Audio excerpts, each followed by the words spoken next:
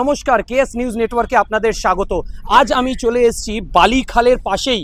আপনারা জানেন নবযুব সংঘ ক্লাব রয়েছে। বালি নবযুব সংঘের মধ্যে একটা মারাত্মক অভিযোগ, যে অভিযোগ অনেক দিন ধরে উঠছিল, কিন্তু যে শাসক দল ছিল এর আগে, প্রাক্তন শাসক দল তৃণমূল, সেই অভিযোগকে একেবারে নজরআন্দাজ করে, তারা দেখতেও চাইলো না একটা সুন্দর পার্ক। আপনারা দেখাচ্ছি সেই ছবি আপনাদেরকে, যে এটা বাচ্চাদের খেলার পার্ক, যেটা বহুদিন ধরে পার্ক ছিল, কিন্তু কয়েক বছরের মধ্যে সেই পার্কটা চেঞ্জ হয়ে গিয়ে গাড়ি পার্কিংয়ের জায়গা হয়ে গেল। বাচ্চাদের খেলার পার্কের জায়গা কার পার্ক হয়ে গেল। আপনারা দেখতে পাচ্ছেন এখানে ইতিমধ্যে এখন অফিস টাইম, তাও একটা, দুটো, তিনটে, চারটে, পাঁচটা, ছটা গাড়ি দাঁড়িয়ে।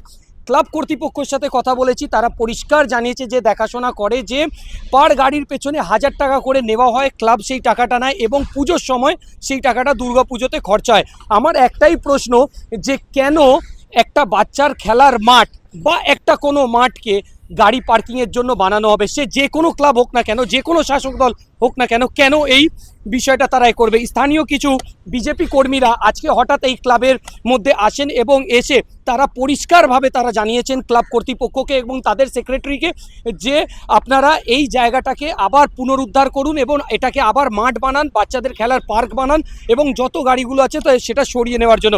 আমি কথা বলবো বিজেপি কর্মী বালিতে গঙ্গেশ পান্ডে আমার সঙ্গে রয়েছেন। দাদা, আজকে হঠাৎ এখানে এসে দেখছি আপনি চেল্লামিল্লি করছেন, কেন? 3-4 দিন ধরে আমাদের কমপ্লেন আসছিল কি এখানে রাত্রেবেলা গাঁজা খায়, মদ খায়, আর এখানে উল্টোপাল্টা টাকা তোলে। যত গাড়ি আপনি দেখছেন সবার থেকে 1000 টাকা করে তোলে। আমরা যখন ছোটোবেলায় এখানে মাঠে এসেছি, এখানে দুর্গাপুজোতে এসে আমরা এনজয় করেছি। লোকাল যখন অভিযোগ আসে, আমি বললাম আজকে যাব। আমাদের বিধায়ক যেন আছে, ওনারও এই অর্ডার আছে কি যাতে কেউ তোলাবাজি না করতে পারে, আমাদের কর্মীও না করতে পারে, এইভাবে তোমরা নিজের কাজ করবে। তো আজকে আমি এসে জিজ্ঞেস করলাম এখানে কে আছে, এই টাকাগুলো কে তোলে। 2 দিনের মধ্যে এই পার্কিংটাকে শেষ করো, আমরা এটাকে মাঠটাকে ভালো করে সুন্দর করে বানিয়ে তুলব।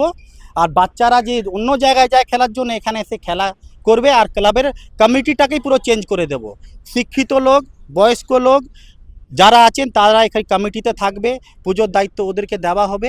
পার্টির তরফ থেকে আমাদের পুরো সমর্থন দেওয়া হবে। প্রথমত একটা কথা জিজ্ঞেস করি, এই যে ক্লাবটা আপনি দেখছেন, এটা তো পিডব্লিউডি এর জায়গাতে রয়েছে, নিচে ব্রিজের তলায় রয়েছে, সেটা অনেক পুরনো ক্লাব, অনেক দিন ধরে রয়েছে, পিডব্লিউ কিছু বলেনি। কিন্তু এই মাঠটা কি মনে করছেন একটা মাঠ, ভালো মাঠ? কেন কি এই পাশের ব্রিজের তলায় খেলা হয়, সেটা আমাদের চোখে দেখা। তো এই মাঠটা কি মনে করছেন যদি পুনরুদ্ধার হয়, তাহলে বাচ্চারা এখানে এসে খেলাধুলা করতে পারবে? হ্যাঁ দাদা, আজকে আপনি দেখুন যে বাচ্চাগুলো মোবাইল বাইরে বেরোতে চায় না, ভয় কোথাও অ্যাক্সিডেন্ট হয়ে যাবে খেলতে গিয়ে ক্রিকেট। এবার তো রোডে খেলতে হবে না, মাঠ তো সব টিএমসির ছেলের লোকরা তো নিজের কবজায় নিয়ে নিয়েছে। তো যখন এই মাঠটা ভালো করে তৈরি হয়ে যাবে, নিশ্চয়ই ছোট ছোট বাচ্চাদেরকে ওর মা বাবা মাঠে নিয়ে এসে একটু খেলা করাবে। এখানে আমরা অনেক কটা ইকুইপমেন্ট লাগিয়ে দেবো, যারা বাচ্চারা খেলা করতে পারবে। তো এটা একটা ভালো কাজ। কি মনে করছেন, তৃণমূল যখন ছিল এইভাবেই কি তারা সব মাঠ দখল করেছে এলাকায়? আরে ছিল না, এখনো অনেক জায়গা কবজা করে আছে। মানুষ ভয় যেতে পারছে না ওই মাঠে, কি আমরা কিভাবে দখল নেব। অনেক জায়গায় কি মাঠটাকেই বাড়ি বানিয়ে নিয়েছে নিজের। এইভাবে যদি আমরা কোনো কমপ্লেন পাই, ভাঙচুর করে দেবো ক্লাবকেও, আর মাঠের জায়গাটা খালি করিয়ে দেবো। মাটি থাকবে। কারো আমাদের পার্টিও কারোর ওপরে অত্যাচার করবে না, কোনো মাঠকে কবজা করবে না। পাবলিকের জিনিস পাবলিক ইউজ করবে। একেবারে। আপনার নাম? গঙ্গেশ পান্ডে। আপনার ডেজিগনেশন? আমি এখানের ইনচার্জ আছি, ভারতীয় জনতা পার্টির ইনচার্জ এখানে।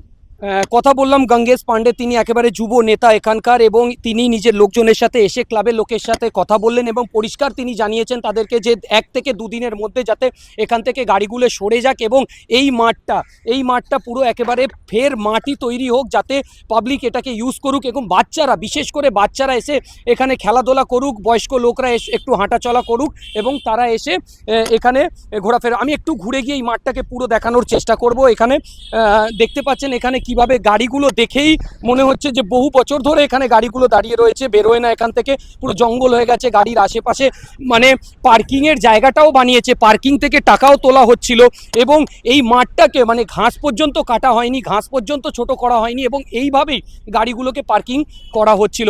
আবার আসবো অন্য কোনো খবর নিয়ে আপনাদের মাঝখানে। ততক্ষণ জন্য ধন্যবাদ। নজর রাখুন আমার চ্যানেল কেএস নিউজ নেটওয়ার্কে।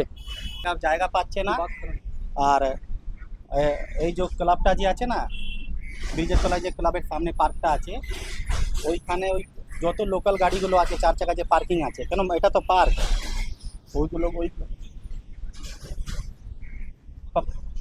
না না, পার্কের ভেতরেই গাড়িটা আছে, আমি ওখানে সামনেই তো দাঁড়িয়ে আছি।